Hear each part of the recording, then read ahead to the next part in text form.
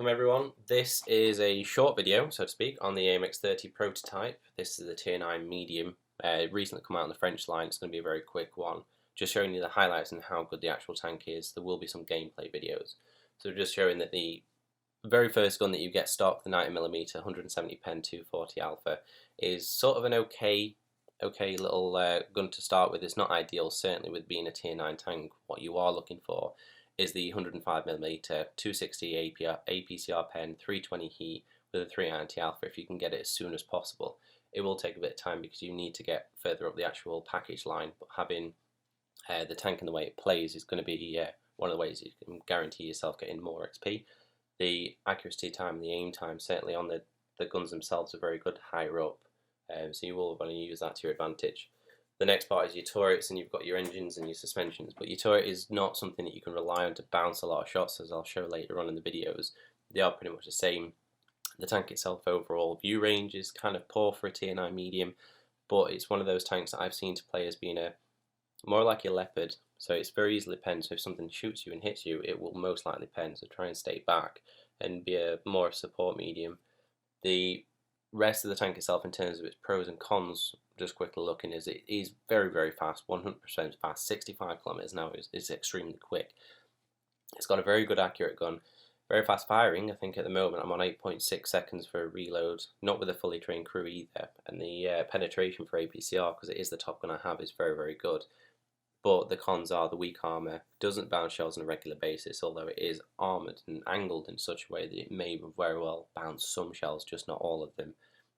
I haven't had a problem with the actual thing catching fire, but I haven't played that many games at it, and the gun depression hasn't been too much of a problem. But we'll get into the game now and we'll see how well it goes. We're going to be starting off on Swamp. Not really the best map to be doing it on, because it's more of a stalemate. You don't really get a chance to be able to see how well it works. But what I'm going to be doing at the moment is I'm playing with the stock variant, so I'm going to be showing you how easily this thing gets penned, just so you get an idea of how it is that you need to play it. A lot of people have said it's very similar to the Leopard, so it's a case of trying to shoot stuff but not be actually seen. As it is now, the tank is still very fast, even though it's not fully upgraded, and you can see that it's actually moving at a very quick rate. This isn't something you'll see change much over the course of your packages as soon as you go up. So the first thing we're going to be coming up against on the next clip is going to be an FCM, just basically to show you the aim time, how likely it is in the game, what you can be able to do. One of the things I have noticed with the tank is staying as cover as much as possible behind bushes is an ideal thing, because it does improve the way in which you can hide and not be seen. Certainly when I'm out in the open, I've noticed myself being detected on a regular basis. So this is a Tiger 2 that I'm coming up against now. The shot itself misses, but he pens me. Now again, this is a stock turret, so you can see exactly where it penned, and that's bang on the gun mantler, so you've got to be wary on where it is you're actually positioning your tank. The next game is Assault on Malinovka, and I'm finding myself in a position where I'm trying to proxy spot or maybe just pop my head over and come back down again. Fortunately, their team wasn't in position to be able to shoot me from this location, but at the same time, I was stuck between a rock and a hard place. The tank gets penned very easily, so there's not much I can do. Artillery in the game isn't helping either. When it is that you are able to take an opportunity to rush forward and take out a tank, I know there's not many people left in the game, you can do. Again, using the cover as much as possible, because you are likely to be penned, and if there is a case of you knowing that a tank is fired, then by all means go after him, because the tank speed is such that you're just going to get there before anything is able to hit you, and you're going to be able to keep moving and dodge artillery fire. The next one is with the fully upgraded gun and the turret as well. The only thing that's not fully upgraded is my actual engine. I'm coming up against a T54X1, the autoloader medium Tier 9. Now I'm looking to see if I can side scrape and see if it's going to aim at my hull. I'm going to presume that the turret might actually help and deflect some shots, but as you can see, it's not the case. Now when I go around the corner, I'll show you exactly where those shots landed. So it's not something you can properly side scrape, and not something you can rely on the turret on using to bounce shots on a regular basis. Whether they do bounce shots, I don't know. The commander satch is quite large to hit. You can see although 3 of them shots landed in pretty much the same area. Now we're playing on Sandstorm. This is one of the new maps, so I was very surprised to actually get it.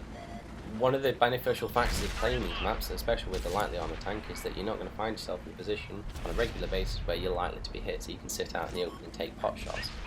That being said, you're still not invulnerable.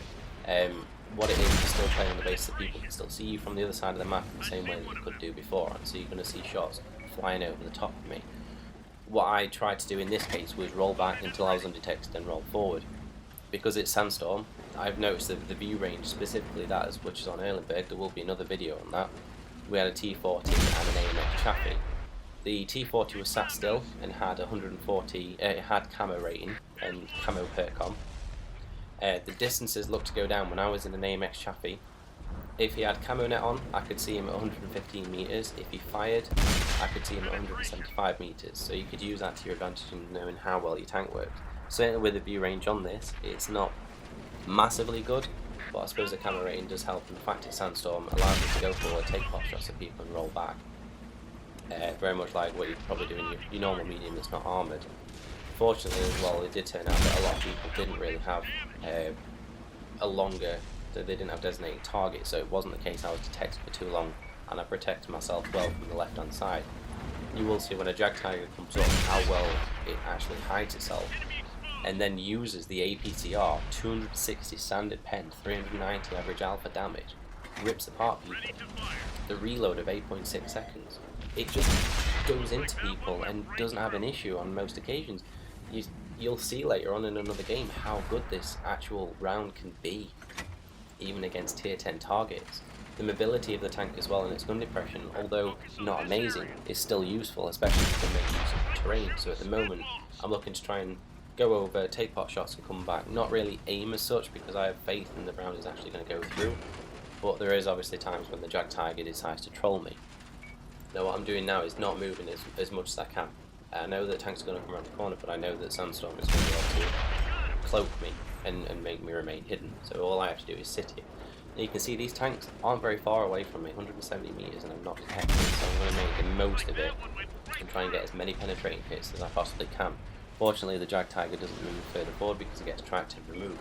YOLOing tank is YOLOing. As it is, that's pretty much the rest of that part. Very fortunate not to get the kill on the T10, no longer the IS-8. We're on Moravanka as the last game that I ended up playing. This is a tier 10 game, and what I'm going to against is a Death Star, there's an IS-7, and there's the other tier 10 British tank destroyer. And you can see that I didn't properly aim on the Death Star, but I still penned him in his turret. And again, I found that massively a really big help. I found myself using the bush as well to hide behind. You'll notice later on, the moment I move out the bush, I immediately get detected, but the moment I stay in the bush and start firing, I'm undetected. I have 6th sense, so I can certainly tell if that's going to happen. The IS-7 is sort of side-scraping, and the next shot that's made them, again, proves how good this gun is, that it still pens and goes through.